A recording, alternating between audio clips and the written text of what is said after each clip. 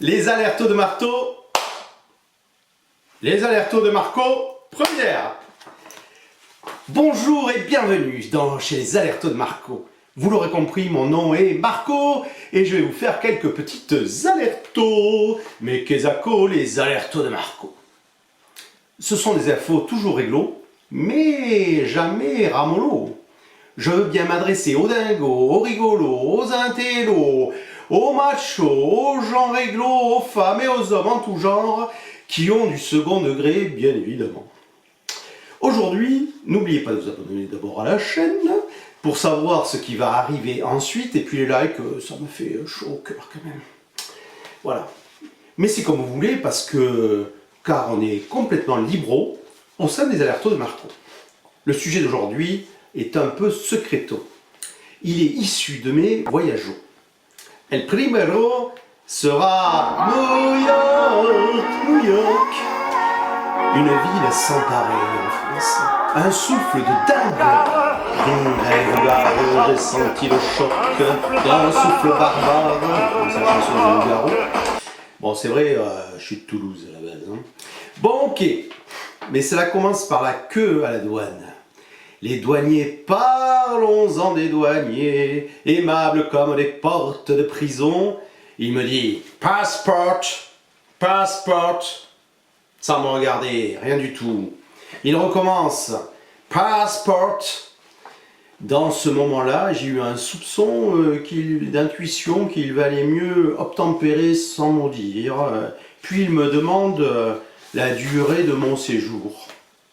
Et c'est seulement quand je lui ai répondu « One week » qu'il a levé la tête pour me regarder droit dans les yeux. La trouille de l'immigration existe aussi aux USA. L'accueil à la française, on en parlera dans un autre sujet, dans une autre vidéo. Mais l'accueil des services policiers américains, c'est inoubliable, mais alors carré. Mais carré, mais inoubliable. Ici, tout est grand. Ici, tout est disproportionné. Bref, la Merloc et pas la Merlocco voit les choses en grand.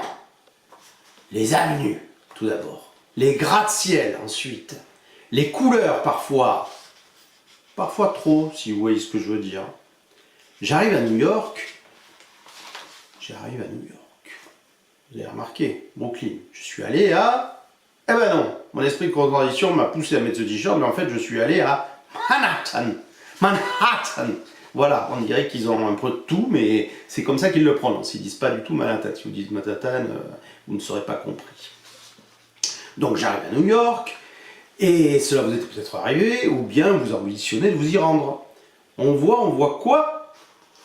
Des gros immeubles, des buildings, des grosses routes, des taxis jaunes partout, all over the world town, partout dans la ville, pour les non-anglophones. Hein. Puis, on rentre dans l'inconnu, dans le cœur du gigantisme urbain, le centre apparaît comme de plus en plus bestial. Cela fourmille. De gravité même, cela impressionne par ses lumières tout azimut.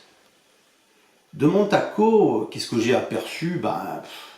J'aperçois parfois, au travers de l'arrondissement, comme on dit, les boroughs.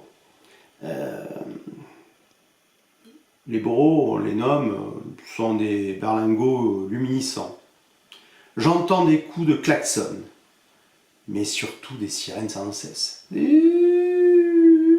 C'est la ville qui ne dort jamais, New York. Ça sonne toute la journée. Voilà, entre la police, les problèmes de santé, etc. Ça sonne. Oh là là, que pasa, una guerra? Mais non, non, non, ils disent non. Ce doit être un mode de communication qui leur est propre, ces sirènes. Ils se signalent à travers des alertes sonores. Ils se représentent par la puissance de leur émission, avec des sons, par leur véhicule toujours plus puissant. Puis je me dis, on est la nuit.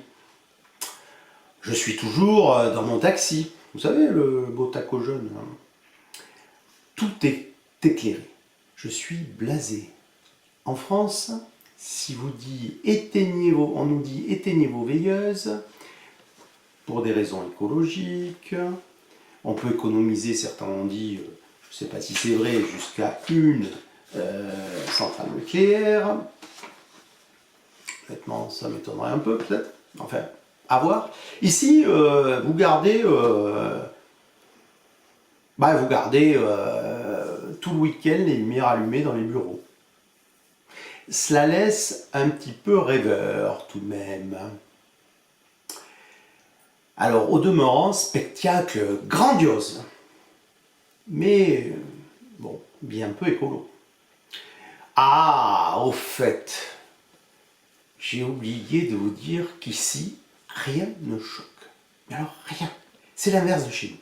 Le taxi driver a un turban sur la tête, mais ici, cela paraît normal.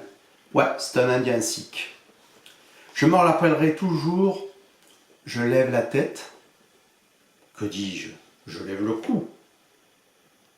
Et j'aperçois quoi? J'aperçois rien. Même pas le plus haut de la tour. C'est haut, haut, haut, très, très, très haut. C'est tellement élevé qu'avec la perspective du gratte-ciel, cela ne me semble pas droit. Bien sûr, ça semble, on dirait que ça va se rejoindre. On dirait que c'est pas des parallèles, on dirait que c'est un triangle isocèle. Alors après, je suis allé bien sûr, je suis allé où? À la Statue de la Liberté, qui n'a pas passé... mais là, je vous conseille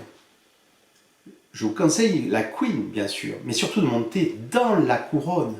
On peut intégrer la couronne et par un petit escalier en colimaçon, que l'on gravit à la sueur de son front, goutte après goutte, marche après marche, vous atteindrez le Graal de la Statue de la Liberté et vous pourrez voir la couronne.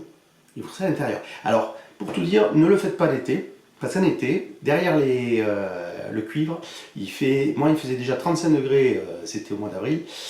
En été, à mon avis, il y a de quoi cuire un œuf. Hein. Donc, je suis sans haut, derrière le cuivre, qui prenait le soleil, je suffoquais lors du gravissement de l'escalier en colimaçon, de plus en plus étroit, pas de retour possible. Ça, il faut savoir, il n'y a pas de retour possible. On monte d'un côté, on descend par l'autre, donc c'est pas possible de faire demi-tour. Et c'est très très très étroit. Je prenais appui sur la colonne centrale de l'escalier, je me transformais en toupie, à force de tourner, de tourner, de tourner, et puis enfin, je vous dis, je suis arrivé dans la couronne, fabuleux, merveilleux, fantastique, aucun superlatif suffisant pour exprimer le ressenti de ce moment-là, de cet instant en suspens d'émotions jubilatoires. Les pupilles se dilatent pour mieux voir les petites lucarnes, les petites fenêtres à côté qui sont en fait la couronne de la tête. Je me penche un peu et soudain, j'aperçois seulement quelques mètres de moi, je pourrais presque la toucher, un bras, le bras qui tient la torche. Oui, monsieur, madame, la torche. Le verre oxydé du cuivre prend alors une patine magnifique. Je sens le vent qui passe par les fenêtres ouvertes caresser mes cheveux. Ah, on est bien, on est serein, on est loin des méandres de la vie, loin des médiocrités, on est dans l'antre de la liberté. Au cœur de ce qu'il existe de meilleur, à savoir la vue de la liberté. Je repense alors combien les migrants, désespérés au départ de l'Europe et pleins d'espoir et de rêve, à l'arrivée voient cette dame liberté, a pu contempler et surtout pu accueillir. Non loin de là, parce qu'ils sont arrivés sur Ellis Island, petite précision tout de même, qui est la petite île qui est juste à côté de Liberty Island. Nous revenons donc sur du factuel, l'espace est étroit et le temps sur place est compté. Bon, revenu en bas, bien sûr j'ai fait la boutique, comme un passage obligé, un musée aussi juste à côté qui est faisable, pour les plus érudits dont je ne fus pas parti. La vue du Rockefeller Center ensuite, passage obligé dans New York, une fois rentré. Alors là, j'ai vu surtout le brouillard. Donc j'ai pas du tout eu peur du tout. Pas du tout peur du vertige parce que j'avais une visibilité à peu près à 4-5 mètres. Donc non. Le fog, le smog, j'ai découvert, et oui les amis, et oui les amis. Quand j'ai même tenu à allier, malgré une visibilité réduite, non, elle était en fait nulle la visibilité. Avantage, comme je vous l'ai dit, pas de vertige. La plateforme privatisée, rien que pour nous. L'humidité vous couvre, vous êtes plein de rosée, rafraîchissante certes. Un peu comme un seau d'eau que l'on vous verse dessus. Bref, la loose, mais pas de vertige. Alors après, les passages obligés dans Manhattan, je répète, c'est Times Square. Times Square, alors là, je l'ai fait en jour, de nuit, en travers, en long. Il faut y passer, parce que ça grouille de partout, et c'est sympa. Tous les chemins à New York mènent à Times Square. Sortie de Broadway, retour du musée d'histoire naturelle aussi. Bon, bref, mais Times Square. Des lumières partout. Surtout une effervescence extraordinaire, un sens premier, voilà, au sens premier du terme, vous l'avez compris. Mais j'aimerais bien qu'il y en ait qui suivent de temps en temps, parce que je voulais tester là, mais bien senti qu'il y avait un ou deux qui avaient décroché quand même. Hein. Alors, on raccroche le wagon, des danseurs, des badauds, des touristes actifs, vous savez les connaît là, à Times Square toujours, hein, bien sûr, et qui se mêlent aux contemplatifs, aux badauds, assis sur les marches en forme d'estrade. Vous voyez l'axe de Times Square. Bon, c'est quand même payant pour s'asseoir. Ça, c'est pas terrible quand même, je trouve. Voilà. On est au pays du commerce et de l'oncle Sam, faut pas l'oublier.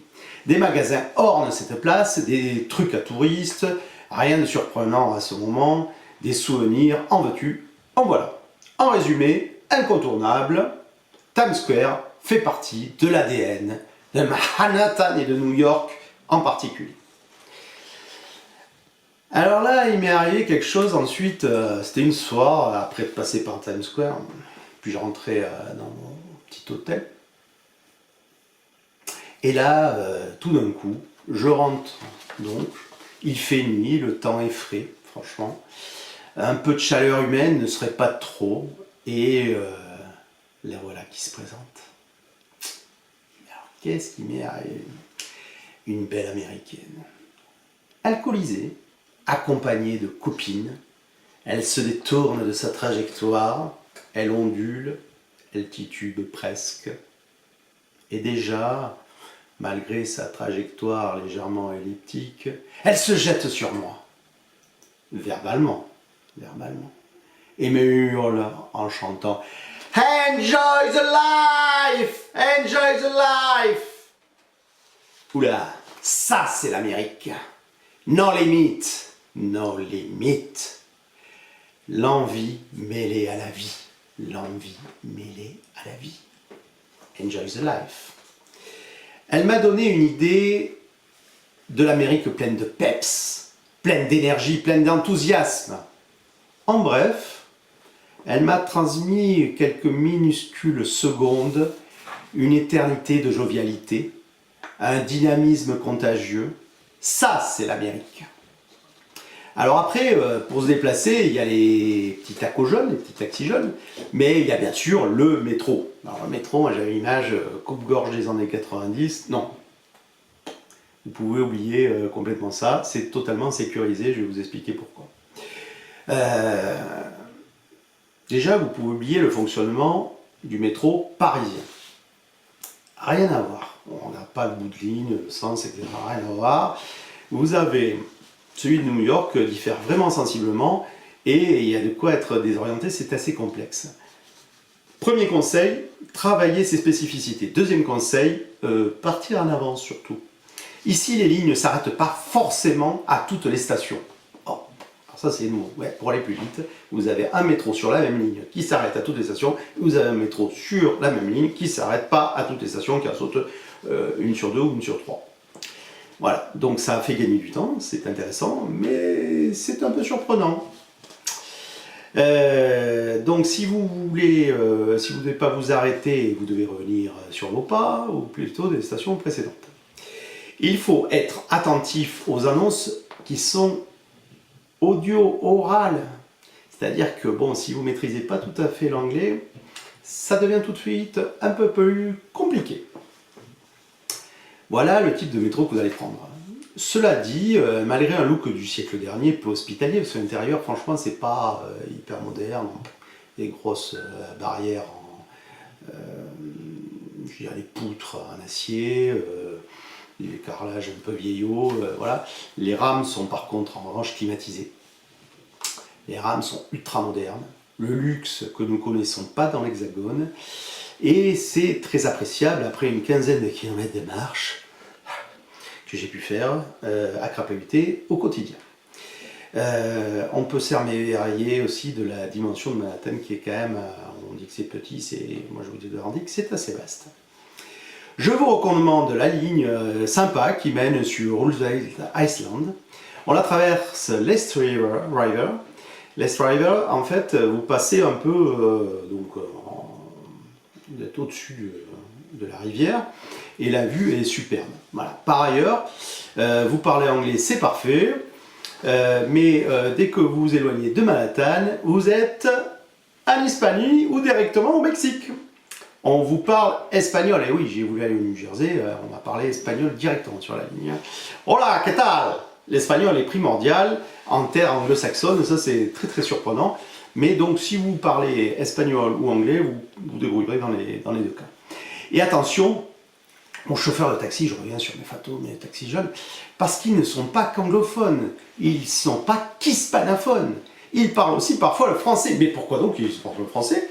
Mais je vais vous le dire moi, pourquoi ils parlent français. Parce qu'ils viennent de Haïti. Haïti était français il y a très longtemps, sous Napoléon. Et donc, voilà. Donc pas de grivoiserie, sinon attention, on peut être compris.